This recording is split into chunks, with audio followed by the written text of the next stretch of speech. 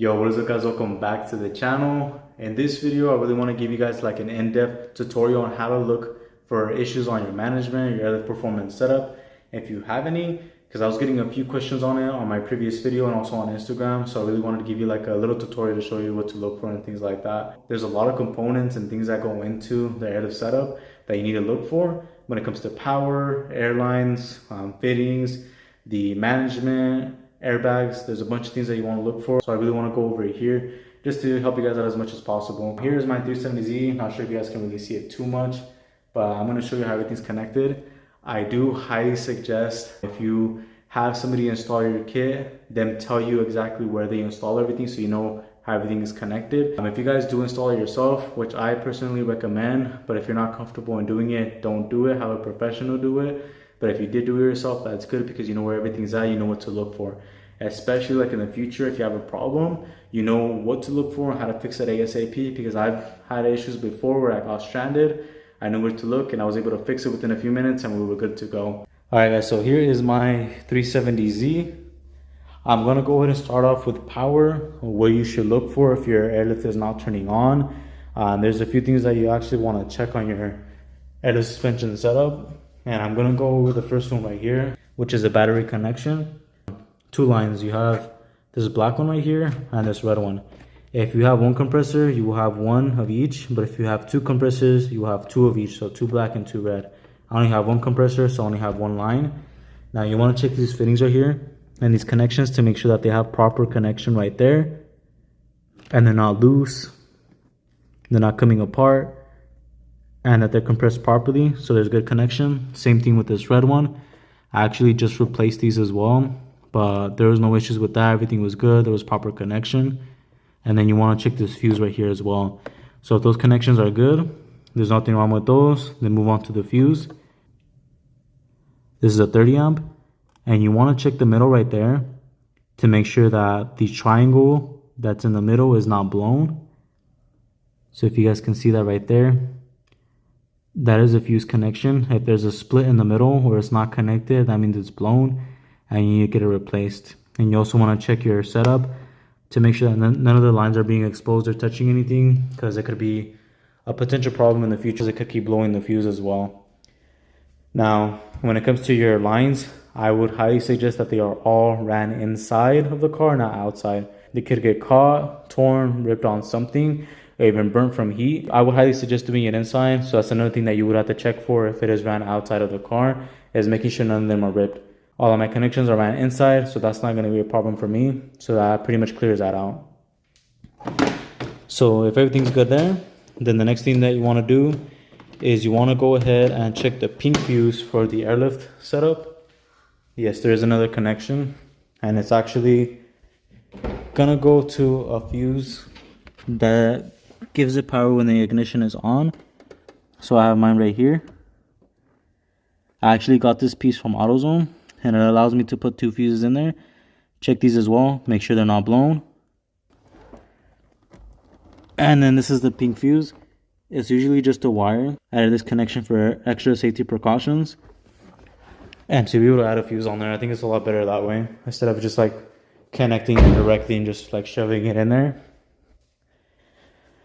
And then the very last things that you actually want to check when it comes to power is going to be your connection here, making sure it's on there good all the way down. But usually that's not the problem, because it's obviously going to be connected good. You just push it in there. But other than that, if everything else is good, then there's probably a management issue, or there could be something wrong with this line. But in most cases, that's not the case. That kind of draws it down there when it comes to power. Sometimes it will turn on. For example, like mine was still turning on. I just had to disconnect it, reconnect it, and it will turn on. Now there's another connection right here that goes to the compressor, but that is not going to cause a problem with the airlift turning on.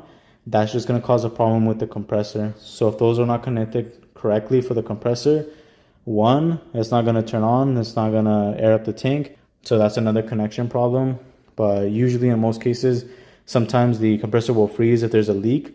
So that's another thing you want to check for. If you're getting a code that it's freezing, it's either leaking from the tank or it's done, it's not working anymore. Let's move on to the next section, which is going to be the airlines. There could also be issues with your airlines leaking if one, the thread pitch is not sealed properly, two, the airline is not cut straight, and then another one is actually going to be a ripped airbag. So that's the worst case scenario, is a ripped airbag. Make sure that there's good wheel clearance from your airbag and your wheel to make sure it's not rubbing and creating like a rip in the bag. So here we are inside the wheel well. I wanted to show you guys the strut, things that you should check for possible leaks. So right here, you have the airline that is connected to the strut directly. This could potentially leak if it's not sealed properly. So you may have to remove that. Or you can add like some soapy water, see if air bubbles are coming out. If there are, there's a leak. If not, then that's most likely not the problem. There's also the airbag up there that could be leaking as well. If there's some type of puncture or hole, it will leak. And then that's pretty much it when it comes to the connection there. Now there's this other side over here, depending on where it's routed. There is a fitting on that as well that could be leaking, or the line is just not cut straight. That could cause a leak as well. So when it comes to leaks, the lines have to be cut straight or they will leak. Even if it's like slightly off, it might leak. So see this one's actually cut pretty straight. Yeah, this one is cut pretty straight, so this one wouldn't really have a leak. But if it's like at a slight angle, it will leak. Your airbags will usually tell you if you have a leak. It'll turn yellow, and then it'll tell you that there's a leak. And if there's an indication, then usually you want to check that bag, of course. But there will be times where it may say freeze, and that means that there's a pretty big leak when it comes to your tank, and the compressor won't turn on at that point. So you do want to check that as well. But other than that, it's pretty direct in telling you where there's a leak coming from. I think this will turn turn yellow as well. The top part, if there's a leak from the tank. So those are a few things that it can be. Another thing that could happen is if your airline is kind of exposed to like the wheel a little bit when it airs out, when it's touching it, and when it goes all the way on the floor, which I had that issue a while ago, or actually quite a few years ago on mine, where the airline was going through right here on the top. So it was touching the wheel. When I would air out, it was sitting on top of the airline, squishing it, and then eventually ripping it. So that's another thing that you have to be careful with as well. It could be touching your airlines, causing rips. So it's always good to run it inside. So I actually relocated mine on the inside. So that's how I fixed that issue. Just find different ways to reroute the lines if it's being exposed somewhere. But that's usually what I want to check for when it comes to leaks. Now your tank could be leaking as well. There's a few reasons why it could be leaking. Same thing, the fittings, they don't have a proper close off, so you need to add Teflon tape, take it off, add Teflon tape, put it back on there. These fittings do not need to be super tight, so you do not need to over tighten them, because if you do, you will most likely end up breaking it or messing up the thread pitch, and you don't want to do that. Tighten a snug tight until there's no like air coming out or anything. Put soapy water on it, see if any bubbles are coming out, and that means that there's a leak. But for the most part, just add Teflon tape, close it up, and you're good. I believe that's pretty much it. I did have an issue before where my line would actually keep bursting, and I had some like really cheap lines before, and it would not hold. I think it was like over 160 psi. That could be another problem as well. Make sure you get quality lines that can hold a lot of psi. Cheap ones won't last; they'll just end up bursting, especially in the heat. I live in Arizona, and those things would just burst out of nowhere. So keep that in mind as well. Make sure you get quality lines that are 8-out approved. If everything is good, there's no leaks, then there could also be a management issue problem with that as well. So I actually had an issue with that before, where one of my lines was not actually airing up the bag. So I could like deflate it, but it will not go back up. I think it was my rear right, and I believe I made a video on it, but I would try to air up the rear bag, and it wasn't going up. I'm not sure why. I would keep pushing the button. I checked all the fittings. I disconnected them. I even switched out the fitting with another fitting. Like, let's say I had my rear right here. I switched it with the other one, and it did actually air it up. So it wasn't a problem with the airbag itself. It was actually the management that wasn't working, that wasn't wanting to actually lift it up. That's another thing that you guys can do to diagnose your problem when it comes to your airbags. If you actually change out the lines to like another one to test it, and it works properly after switching it out, then all the connections, the fittings are good to it. It's actually a management issue that's not working. But let's say you switch the line and you continue to have that issue with that same line that you just switched to another hole, then you most likely have some type of leak somewhere on that bag. A few maintenance things that you guys need to keep in mind is always check this right here at the bottom. If you don't have one of these, I highly suggest adding it on there. It's a way for you to take out the water from the system. As you guys can see, I had a little bit of water. You want to do this every once in a while. If you daily your car, do it every week. If you don't daily it, you don't have to do it that much. I guess every time you turn it on. But for the most part, you want to check it and make sure there's not a lot of water buildup, because it could end up going to your management, causing problems. But that's why you have your water shop over there to help out. That's what it's for. So if everything's good, then you shouldn't really have a problem. Another thing that you guys can do is, if you're having problems and you're not sure if it's your management or not, if you have a lot of friends that are on Airlift, ask them to let you borrow their management. That way you can test it out on your car. Because if you test it out and everything's working properly, it's working good, then you don't have an issue with your setup or your lines. It's just your management that's out. So that's a good way as well to go ahead and check. Or you could just purchase a second one. And I think that would be a good idea. I think it's something that I would probably do in the future. Just because if one goes out, then I still have my other one, and then I can still call Airlift to like replace the one that's having issues. Because if you purchase it brand new from an authorized dealer, you have full lifetime warranty. So you can just call them and they'll replace it as long as there's an actual issue with the management itself. Never try to open the management itself for the manifold, which is this right here. Never try to open it, because there's a sticker on the back. If you remove that sticker, it voids your warranty. So don't ever touch it. If you purchased it secondhand, then you're pretty much out of luck, because they do look at your information and make sure that you're the actual person that purchased the product. At that point, if you're not the original purchaser, then maybe you can try opening to see like if there's something like stuck in there. Because I have seen videos where like the seals go bad inside of the management, but that's only if you don't have warranty. If you have warranty, don't even try that. I don't suggest it. There's another potential issue that you could have with your Airlift controller, where it doesn't allow you to use your presets, and it doesn't really tell you what you have to do. It just gives you like some type of like code or some message that gives you an error.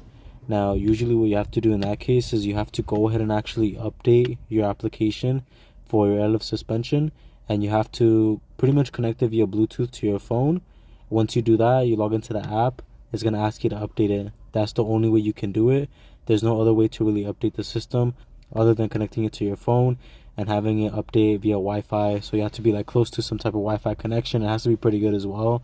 I had to use my home Wi-Fi, so just do it inside your house in order for it to update the most recent software. So that's another issue that you may have if it's not allowing you to use your presets.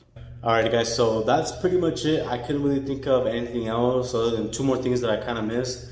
So in the beginning I forgot to mention the battery. If you're looking at electrical problems, if the battery is bad, there's not enough juice, then it's not going to give enough juice to the manifold to turn it on. So that's another potential problem there. Also, like alternator could be a possible cause. Like if your battery is good but the alternator is bad, not charging it, that could be another problem as well. Actually check both of those things before contacting Airlift. Just in case that was a problem, like it was an actual issue with my car and not the management. So that's something that you would want to check as well. One more thing I forgot to mention is actually going to be the struts. So I have seen a problem where the front bag will kind of collapse. I'm not sure how that happens or why it happened. Maybe something broke in the inside of the Airlift strut, maybe something wasn't done right. That's another thing that you might want to look for. But of course, if you're checking your suspension, something's going on in the front, then you want to look at all those components to see what's going on. But for the most part, that is it. I wanted to give you guys a really in-depth description or tutorial on how to check everything, just in case you're having some type of issue. It really helps you guys out. If you guys have any suggestions, any ideas, or you experience something yourself, add down in the comments below. This video is to help you guys. So if you guys are able to help anybody else, it's greatly appreciated, of course. I do have another video on how to go through the warranty process with Airlift. So I'll leave it somewhere on here. That way you guys can go ahead and click on it, or I'll leave it down in the description below on how to start the warranty process. When I did mine both times, it was a pretty long period of time. I just did my recent Airlift warranty process about 2 weeks ago, and then I did the other one about 2 years ago, and I've had Airlift for about 4 years in total. So I've had it for a long time, never had an issue with any of the components, just the management itself those 2 times. I kind of stated it earlier in the video. One had to do with one of the airbags not going up and down. It was the management, something was going on with it. And then the second time I had an issue where it was turning off randomly. I would turn on the car, it wasn't turning on.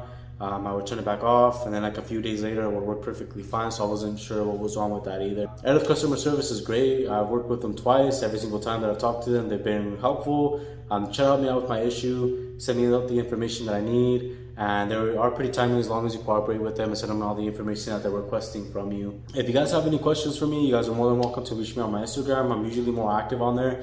I also post a lot of pictures of my car, videos that I'm making, things that I'm working on. So if you guys want to follow me on things that's going on with the channel, make sure to follow me on Instagram. I'll leave it somewhere around here. You can also leave a comment down below. I'll try to get back to you as soon as possible, but I'm mostly active on Instagram for the most part. But thank you guys so much for watching. Make sure to like, subscribe, hit that bell notification, and I'll catch you guys in the next one. Peace.